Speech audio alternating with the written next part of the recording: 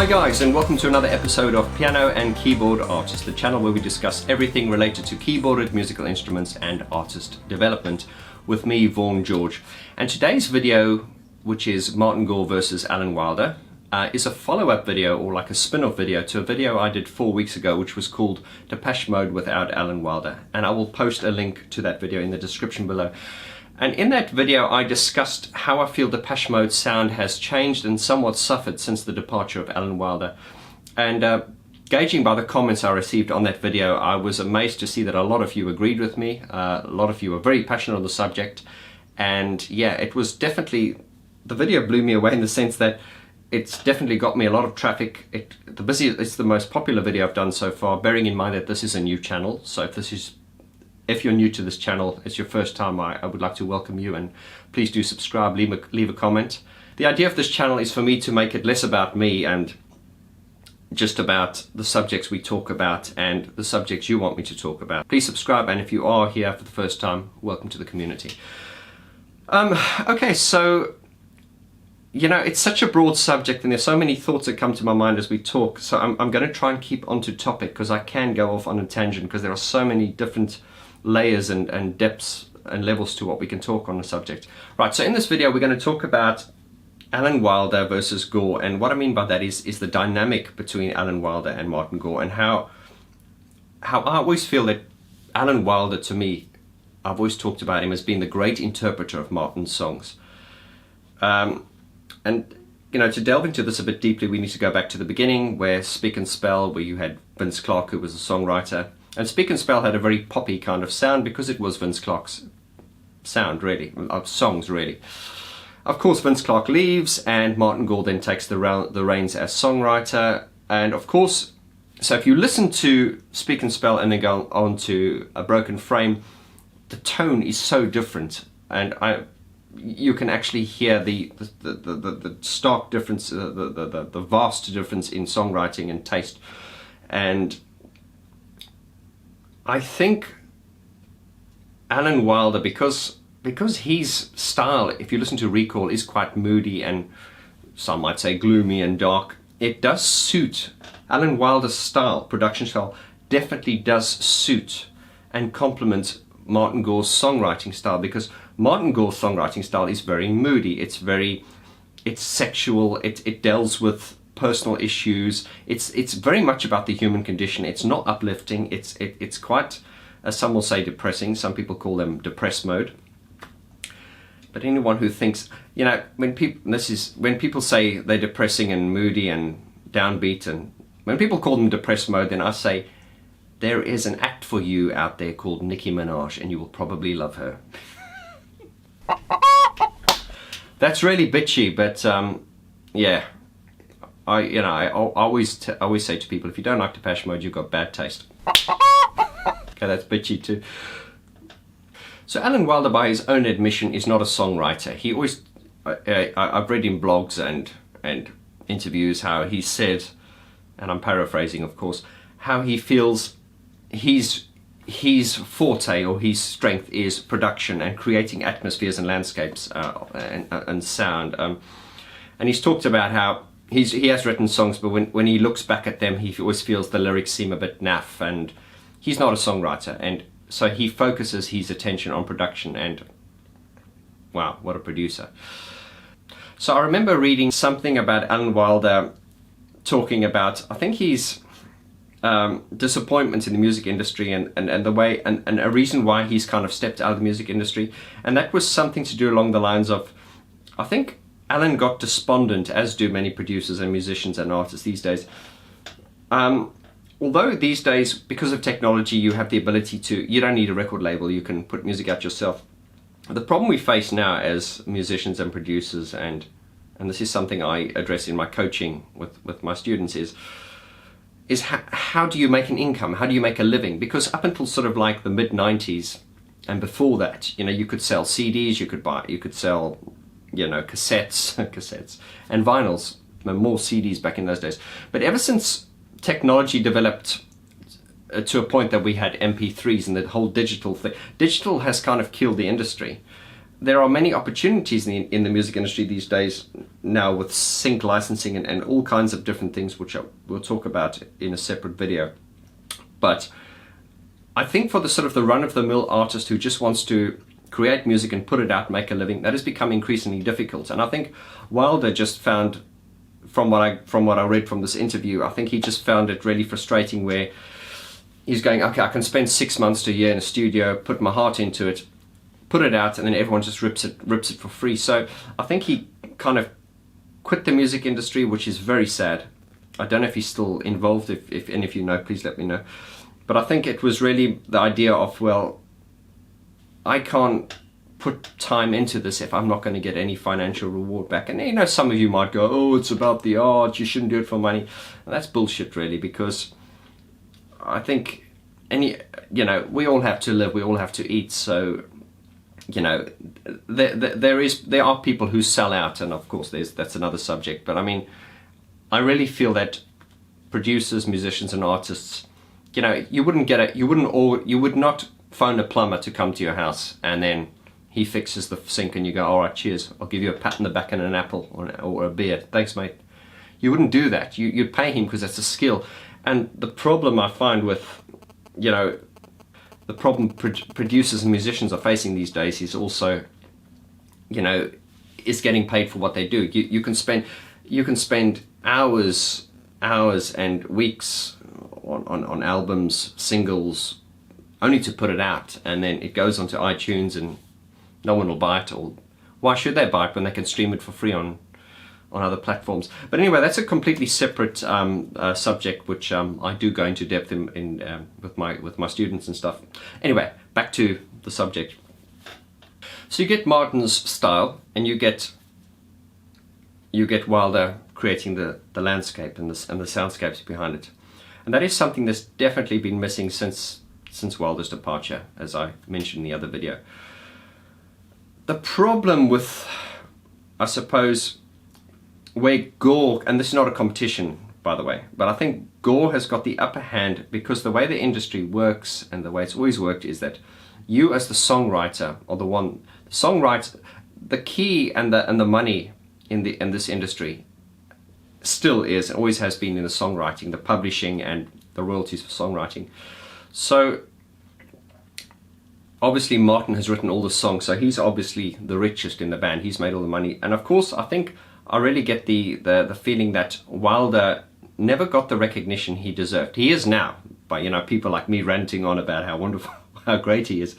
But at the time when he was in Depeche Mode, I mean, I don't think he was ever told, get into the studio, you're the guy doing the production. I think they just didn't believe their luck, because I mean he came on he was hired as a keyboard player, and Alan just got this interest in production, and which was very good for the band, because it really gave them the sound they did, which they developed and which they've lost since then. So I don't know what the splits were, I don't know what the financial splits were between the four members, but I do know, and I can tell you this, that Martin Gore has made the most money out of all of this. As the songwriter and the publishing, he would have made the most money. And this is the difficult thing for someone like Alan Wilder, because I think it's a real loss that it's a big loss that he has left the music industry. As I say, I believe he has, but then again, as I say, and I because of the way the industry works, I don't think he made as much money as what he deserved to have done. Because if I can just bring it back to my humble experience, I produce and I mix for other artists myself, and what they'll do is they'll come to me with their idea or their song, and they will pay me to do the production. So let's say an artist comes to me, they pay me to produce the record, mix it, put it out for them, or help them. They release it, and if the song goes viral and gets picked up by a movie, and they make hundreds of thousands or whatever they make from it, I'm never going to see any of that money, because all I've done is I'm paid a fee just to produce the record. So the point I'm making is the money is in the songwriting and the ideas, and of course Martin Gore wrote all the songs, and so you can imagine how much money he's made. The reason we're talking about this is because it concerns me that that someone as talented as Alan Wilder is no longer in the industry because of the monetary way that the industry is set up and the way you can't sell music anymore. So if we come more to the style of, because Martin's is poetry put to music, he's a songwriter, it's catchy, it's hooky, it is all the things you'd expect from music, but Depeche Mode is pop, albeit in a very odd kind of way, in a good odd kind of way. Alan Wilder, if you listen to his Recoil music, it's not catchy, and what I mean by that is I like it, but it's not everyone's cup of tea. I think it's really more concept music. He's more a creator of atmospheres. So you're listening to it because you're enjoying the sound. Most people, I've got no evidence of saying this, but I do feel that most people will not like Recoil's music. I think it is very much a taste and a particular flavor, and I think Depeche Mode fans will like it. But what Recoil lacks, I don't want to say it's not a competition, but it doesn't have, it doesn't very often, they're not songs as such that you can kind of hum to yourself. They're not as melodic as as Martin's songs. So I think it is for this reason that I think Alan has struggled, because he is a producer and he doesn't write songs. But having said that, I've got no doubt that if Alan Wilder just put himself out as a producer and as a mix engineer, he'd probably do well. And I've got no reason to say this, because maybe he's doing it under a pseudonym or under a different name. I really don't know. I just really hope that he's still doing it, because as I say, it would be such a loss if a man of this talent didn't do it anymore. The great thing about YouTube and the internet is when you find things like, and I don't know where people get hold of these things, but I saw there's a lot of demos flying around. Like, for instance, the other day I came across a demo of Enjoy the Silence before, just Martin's raw demo, which was kind of like a harmonium and a voice. And if you listen to Enjoy the Silence in its demo form, it's quite funny, because it's not bad, it's good, but it doesn't blow you away like the Enjoy the Silence we know at the moment. The point I'm making is, this just goes to show, I think that demo, and I'll post a link to the description below, that demo kind of highlights really where Alan Wilder would shine. If you listen to the demo of Enjoy the Silence and then how it evolved to Enjoy the Silence we know it now, of course, if Wilder was not there, I've got no doubt that it's a great song, and it would have transpired differently without Wilder. But it was Wilder's idea to give it a kind of a disco beat and give it that funky vibe, which of course Martin was very reactionary to at the time, because he just didn't see it. But the point I'm making there is if you look at that demo, that is a classic example of what Wilder's input was, and how he could see something in its rawest form and take it in a completely different direction, but fundamentally make it brilliant. Something that comes to mind now was the a one-off gig they did on, was it the 17th of February 2010, the Royal Albert Hall, where Alan Wilder came. I think it was like a private gig, and Alan Wilder came on as a special guest and did Somebody on piano. And that was very interesting. And as one of my commenters, one of my subscribers commented on the previous video, she mentioned how, if you noticed, when Alan Wilder came up and played Somebody, and at the end he walked up, him and Martin Gore gave each other a hug. She said, "Did you notice how Dave Garn didn't even come out? He didn't even." So it appeared like Dave Garn didn't even want to see Wilder. I don't know if that's true, but this goes back to the whole sort of like fallout, and so I don't really know how deep that fallout is, or how deep the cuts are, or how much bad blood there is between the band. However, I can make a suggestion. Yeah, this is me making a suggestion to Depeche Mode. This might seem very arrogant, but if you want to cash in, guys, here's an idea. Get Alan Wilder back for one more tour. Announce when you do your album, Alan Wilder is back for one more album and a final world tour. Can you imagine the hype of Alan Wilder coming back to do one more studio album and then one more world tour, sort of the way they did the Violator tour. Oh, sorry, the Songs of Faith and Devotion tour. Wouldn't it be great if Depeche Mode just came and said, we're announcing another album with Alan Wilder and a world tour? Can you imagine that? And then Alan Wilder would do what he did on on the Songs of Faith and Devotion tour, where he played drums, played keyboards, played piano. I can promise you, if they did that, even if it was just a cash-in, I can promise you they would probably need to tour for about 5 years in stadiums just to fulfill the demand. And that would be an incredibly great cash-in if they wanted to do it. Look at me giving advice to Depeche Mode. Who the hell am I? But I don't know, what do you guys think about that? That would be a that would be a dream come true. Right, guys, so to sum it up, Alan Wilder, yep, the great interpreter of Martin Gore's songs. And I think what helped Alan Wilder a lot was his classical training. As Martin Gore said, it was great to have Alan Wilder because it was almost like having a school teacher check your work before you put it out. Because Alan did have this incredible knowledge and sort of like feel for, he could just look at a demo and he just intuitively knew what direction to take it. Even if Martin, the songwriter, went, no, that's not what I had in mind. But Alan would know that, trust me, if we take it in this direction, it'll work. Classic point of example being Enjoy the Silence, where it was so obvious looking at the demo that it should have just been like a sort of like a down-tempo kind of ballad. Alan Wilder gets involved with Enjoy the Silence and it becomes probably their biggest hit to date. So, and of course the musical training that Alan Wilder had, I believe it obviously did help. However, I feel if Alan Wilder was not classically trained, I feel he would have still been a genius. He would have still gone, because he was still gone on to do great things.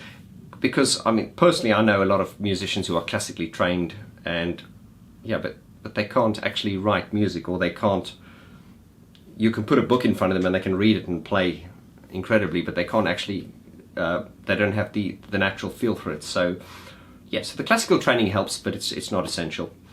So yeah, guys, if you want to know more about Alan Wilder, do check out his Recoil project. And I do know people, a lot of people I've spoken to go, they don't really like it, or they don't dislike it. I think what they're saying is they like Depeche Mode, and it's quite funny. You get people that they say they're not mad about Depeche Mode without Alan Wilder, but then they also say they're not mad about Alan Wilder without Depeche Mode. So, you know, once again, as I said in the last video, it was about the coming together of, you know, Martin and Alan to create, you know, the one needed the other. And I think post Wilder, now since Wilder's left Depeche Mode, it saddens me that, you know, I think Martin's, he's doing a lot better. And I love Martin. I don't mean I don't want him to do well. It's just I've just got this real bee in my bonnet that someone like Alan Wilder, because as a producer who looks up to him, I just go, I can only aspire to be as good as this guy, and I just really want him to get the recognition and credit that he deserves. And yeah, I should stop ranting on about it. Right, guys, thank you for taking the time to watch this. I hope you've got some value from this, and please leave me your comments below and let me know what you think. As I say, I've learned a lot from just the comments below the videos that you guys leave, because I mean, I don't know, obviously I don't know everything, and I have learned a lot of interesting things from the comments you guys have left. So, you know, let's keep the conversation going. I'm so grateful to you who have subscribed and who are sharing the videos. I'm so grateful to you. Thank you so much for that. So yeah, let me know what you want me to talk about, what you want me to elaborate on. Let's keep this going, and I promise you there will be other subjects. There are people saying, oh, are you only talking about Depeche Mode? No, I'm not only talking about Depeche Mode. As I say, there are many subjects we want to talk about on this channel, including, as I say, some tutorials for producers, up-and-coming producers, and you know, pianists and singers and things like that. Yeah, there's loads to talk about. Guys, I'm going to let you go. Thank you so much for your time, and I will see you on the next video. Take care.